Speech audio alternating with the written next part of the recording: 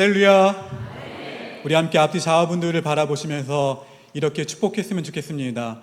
예수님 때문에 너무 행복합니다. 사랑하는 백원영 집사님, 모니터 볼륨 좀 올려주세요.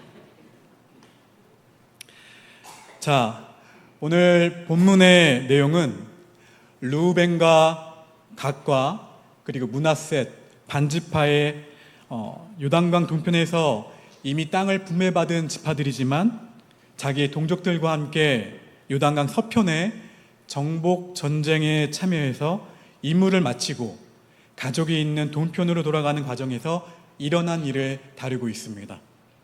그들은 요단강가에 제단을 쌓았습니다. 이미 실로라는 곳에 하나님을 예배하는 제단이 있었기 때문에 또 다른 제단을 쌓는다는 것은 요단 동편과 요단 서편의 지파들 사이에 큰 위기를 몰고 온 거예요. 그들이 이것을 심각하게 받아들이고 전쟁까지도 불사하겠다고 한 이유가 있습니다. 그들이 출애굽 이후에 가나안 정착과 그 분배의 과정을 거치면서 깨달은 것이 있어요. 자신들의 미래를 위해서라도 또 후손들을 위해서라도 정말 지키고 싶었던 것이 있었습니다.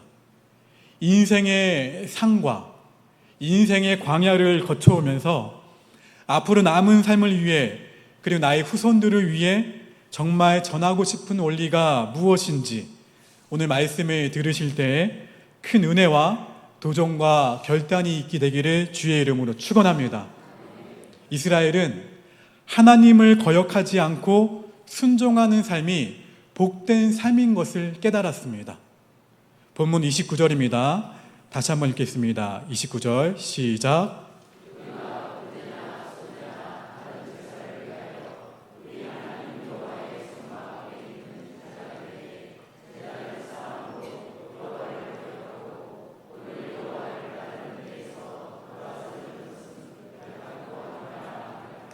이스라엘 백성이 여기까지 오면서 분명히 깨달은 사실이 있습니다.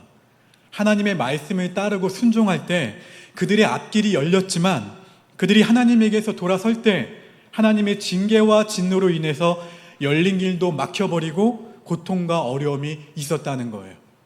그래서 이스라엘 백성이 함께 공감하는 내용은 여리고성을 점령할 때 아간같이 하나님의 말씀을 거역하지 말자는 거예요.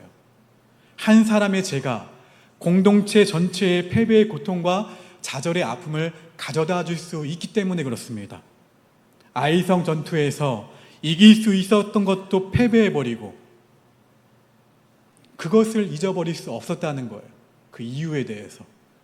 또한 그들은 부올의 제약을 잊을 수가 없었습니다. 이스라엘이 십딤에서 모압과 미디안 여인의 유혹을 받아 하나님의 말씀을 거역하고 모압의 신인 바알을 숭배함으로써 하나님께 죄를 범했을 때 하나님의 진노가 임해서 이스라엘 백성 중에 2만 4천 명이 병으로 죽게 된 것입니다. 하나님의 진노를 의미하는 히브리어 이 케체프는 부수다, 파멸하다, 갈라지다라는 뜻이에요. 폭발하듯 터져나오는 하나님의 진노를 의미합니다. 요단 서편에 있는 이스라엘 백성이 이 이야기를 했지만 두 지파 반도 동일하게 공감하는 내용이었어요. 이 말에 르우벤을 비롯한 두 지파 반은 여호수아 22장 22절에서 이 일이 만일 여호와를 거역함이거나 범죄함이거든 주께서는 오늘 우리를 구원하지 마시옵소서 말합니다. 이는 만일 하나님이 지금 우리를 도와주시지 않는다면 우리는 현재의 상황에서 파멸당할 수밖에 없습니다. 이런 의미를 담고 있는 말이에요. 지금 우리의 삶은 하나님이 도우시기에 여기까지 올 수 있었고 현재도 하나님이 도우시지 않는다면 언제든지 파멸할 수 있다는 말씀이에요. 이것을 알고 있었습니다. 특히 개인적으로 르우벤은 자기의 서모 비라와 동침함으로 하나님의 말씀을 거역했습니다. 르우벤은 장자임에도 불구하고 그래서 장자의 축복에서 멀어졌어요. 그래서 하나님의 말씀을 거역한다는 것이 어떠한 말씀인지 잘 알고 있었습니다. 이스라엘 백성은 자신들이 하나님께 거역하고 하나님의 말씀에 순종하지 않았을 때 겪었던 아픔과 실패와 하나님의 징계를 잊지 않았다는 거예요. 자기의 욕망과 자기의 욕심을 따라 살고 자기의 환경을 따라 살면서 하나님을 잊어버린다면 지금 자신들이 누리는 축복은 더 이상 자신들과 후손들의 복이 될 수 없다는 것을 뼈저리게 알고 있었다는 거예요. 그래서 그러한 선택을 하려는 요단 동편의 두 지파 반을 향해서 전쟁을 치르면서라도 막아야겠다고 한 거예요. 살면서 나와 후손들이 반드시 지켜야 할 것을 위해 전쟁까지 불사하려는 의식과 노력이 여러분에게도 있을 것입니다.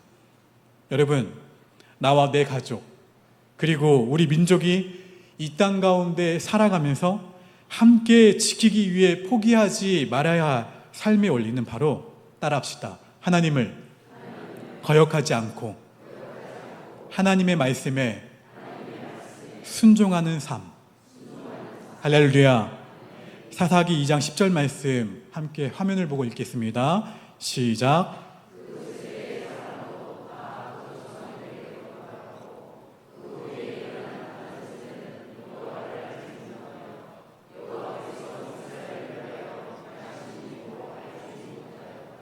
여러분, 사사시대의 혼란과 고통은 바로 하나님을 거역하고 하나님이 행하신 일을 잊어버렸다는 거예요. 후손들이요. 여러분의 신앙 고백이 여러분의 후손으로 이어지기를 주의 이름으로 축원합니다. 여러분, 하나님을 거역하고 하나님의 행하신 일을 잊어버리고 하나님을 예배하지 않았을 때 축복의 땅이 고통과 아픔의 땅으로 변한 거예요. 세월이 가고 나의 형편이 달라지고 변해도 우리가 잊지 말아야 할 것은 하나님을 경배하지 않고 하나님을 예배하는 일을 하지 않고 재물과 쾌락과 자기를 사랑함으로 하나님으로부터 멀어지거나 하나님을 거역하는 일을 하지 않는 거예요. 이 교훈은 이스라엘 백성이 자기 후손에게 전하는 경고와 훈계일 뿐만 아니라 지금 우리 예배하고 있는 저와 여러분에게 전하고 있는 말씀이에요. 여러분, 본문 27절 말씀 다시 한번 읽어봅니다. 시작.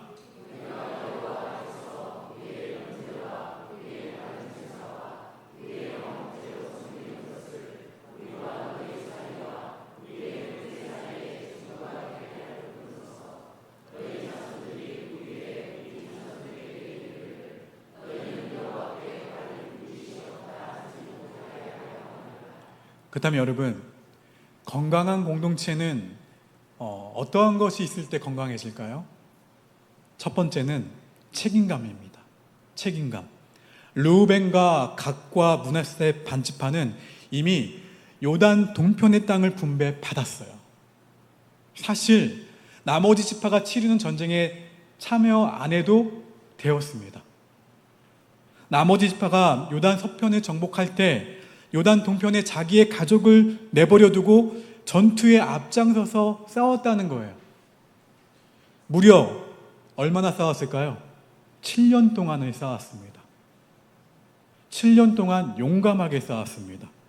그래서 여호수아는 전쟁이 끝나고 땅 분배가 끝났을 때 분배받은 땅과 가족을 두고 요단강을 건너 자신들과 함께 정복 전쟁에서 싸운 이들을 돌아가게 합니다. 그리고 이들이 행한 일을 축복하며 격려합니다. 이렇게 칭찬을 하죠. 여호수아 22장 2절과 3절입니다. 함께 읽겠습니다. 그들에게 이르되 여호와의 종 모세가 너희에게 명령한 것을 너희가 다 지키며 또 내가 너희에게 명령한 모든 일에 너희가 내 말을 순종하여 오늘까지 날이 오래도록 너희가 너희 형제를 떠나지 아니하고 오직 너희 하나님 여호와께서 명령하신 그 책임을 지키도다. 아멘. 여러분, 일반적인 사람들은 자기가 먼저 필요한 것을 채우고 나면 말이 어떻게 됩니까? 달라져요. 행동이 달라질 가능성이 참 높아요. 우리 말에도 사람이 화장실 가기 전과 맞죠? 네, 다녀온 뒤가 다르다는 말이 있어요. 환경이 달라지고 소유가 변하고 자신의 위치가 변하면 사람의 마음은 달라지기 쉽다는 거예요. 이해관계가 얽히지 않으면 관심도 갖지 않으려고 합니다. 자신의 일로 받아들여지지 않는 것이죠.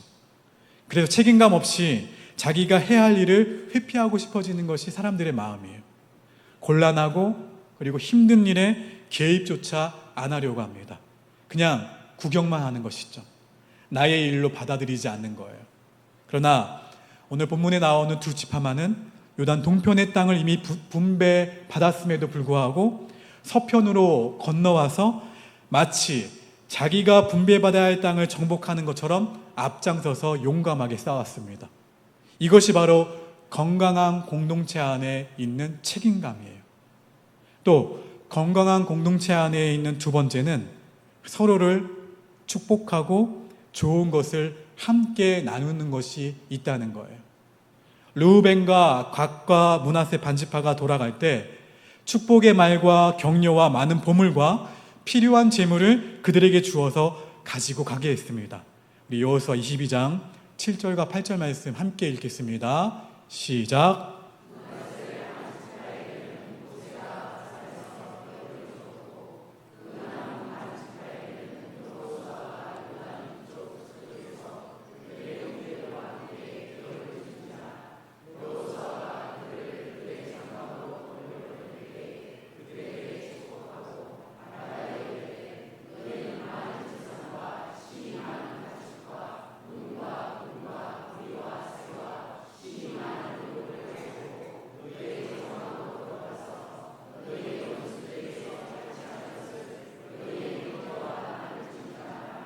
아멘. 건강한 공동체는 반드시 서로를 어떻게 한다고요? 축복해요. 서로를 격려합니다. 그리고 자신이 가진 것을 아낌없이 나누게 됩니다.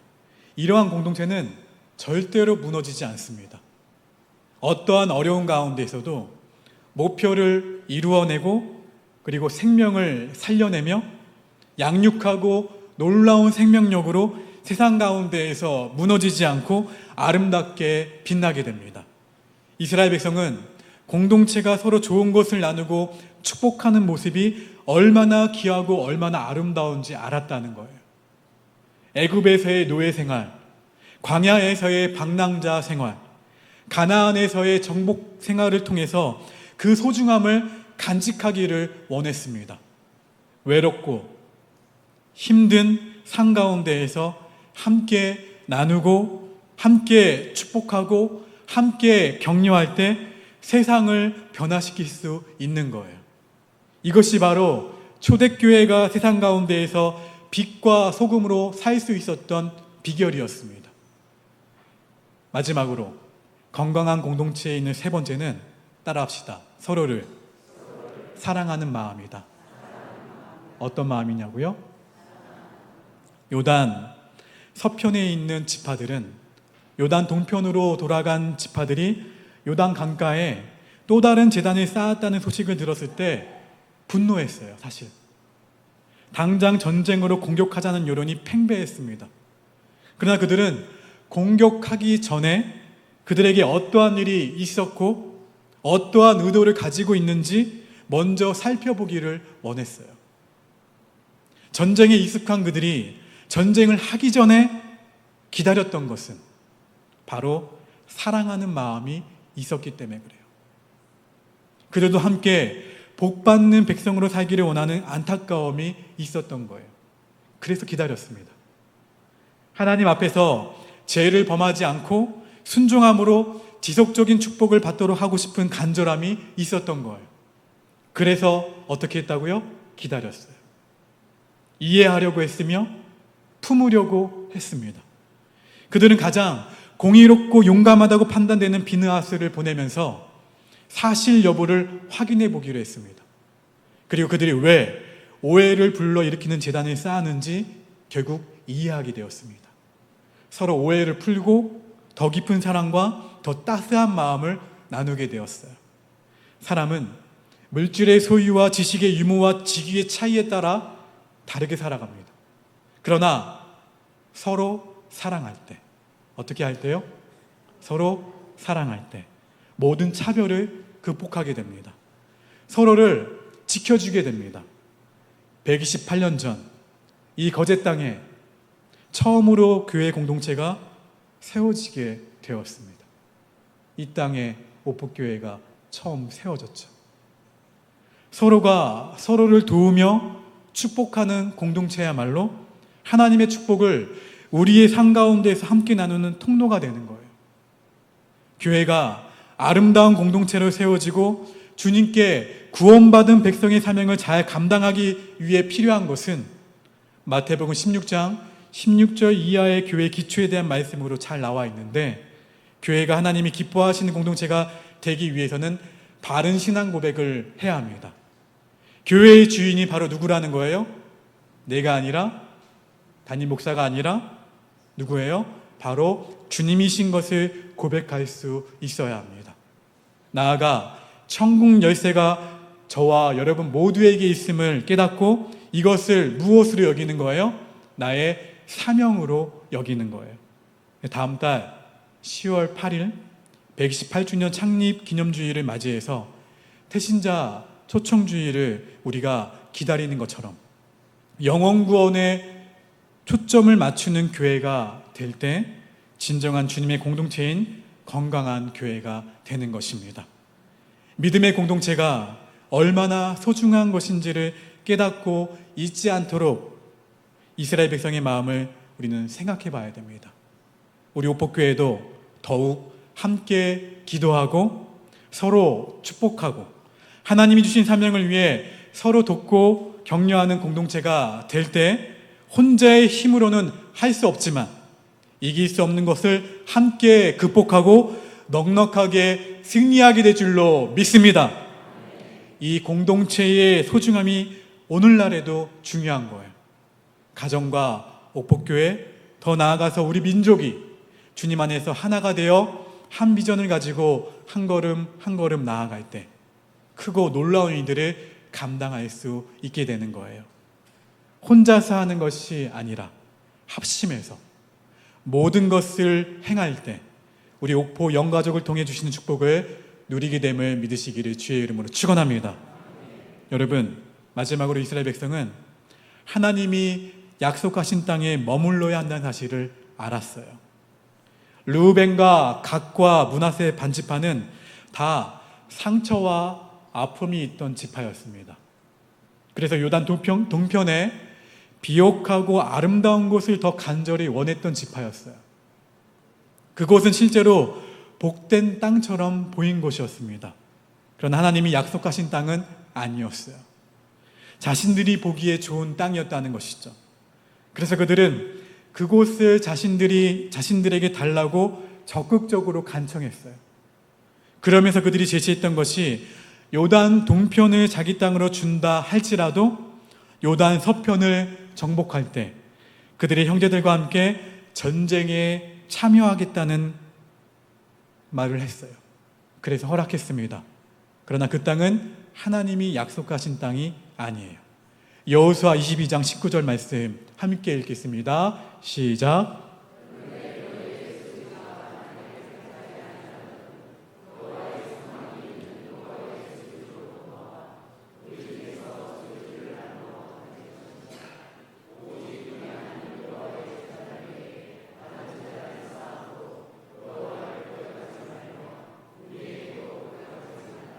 하나님이 머물라고 하신 곳, 즉 여호와의 성막이 있는 곳에 머물러야 함을 이야기하고 있어요. 아무리 내가 가려고 하는 곳이 비옥하고 풍성하다 할지라도 하나님의 성막, 즉 하나님이 기뻐하시는 삶의 자리를 선택하고 머무를 수 있도록 권면하고 있는 거예요.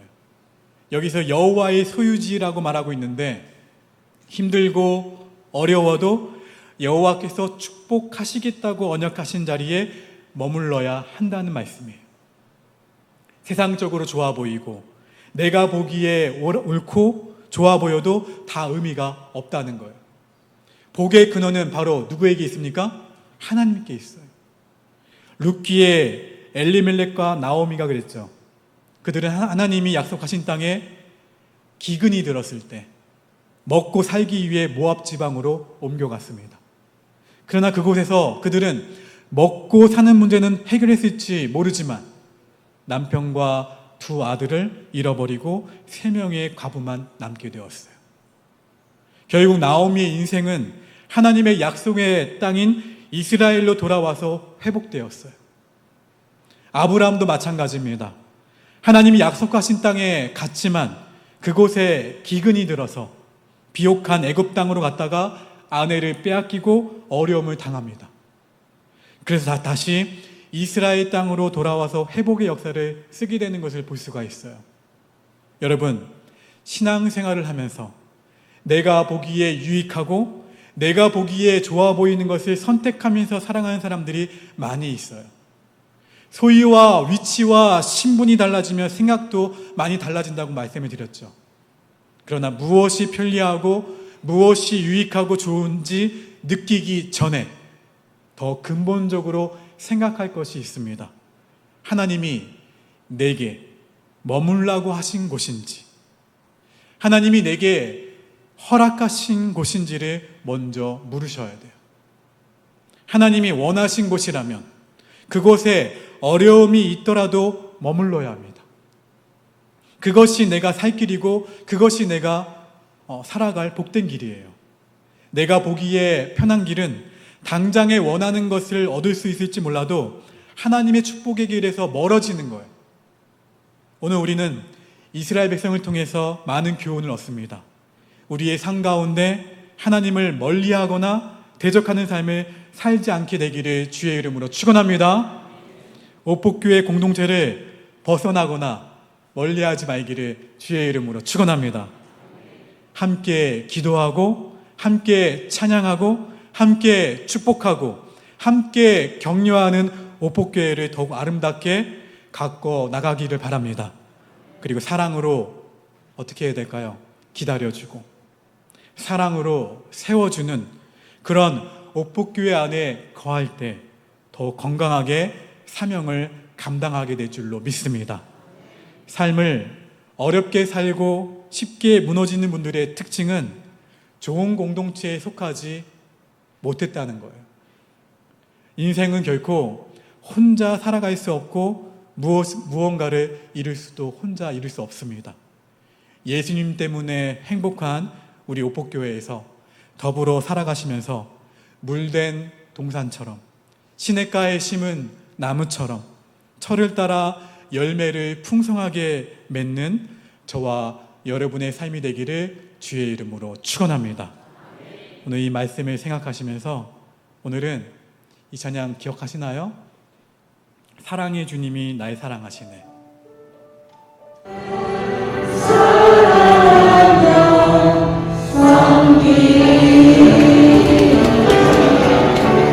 우리 함께